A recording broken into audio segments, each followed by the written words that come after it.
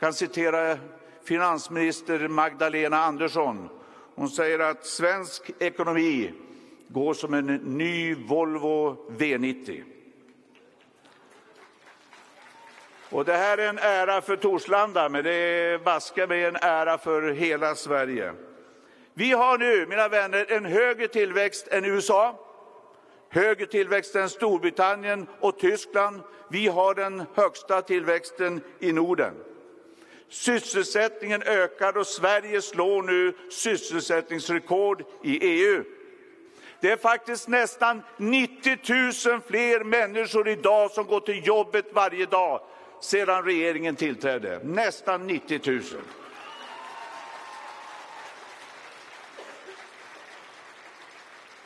Långtidsarbetslösheten sjunker, bland de lägsta i EU. Ungdomsarbetslösheten sjunker och är snart den lägsta på ett decennium. Svensk export tar nu marknadsandelar för första gången på 20 år. Varuexporten ökar, tjänsteexporten ökar. Vänner, Sverige reser sig och Moderaterna, de sliter sig i sitt hår. Därför att den svenska modellen som de attackerar, den levererar.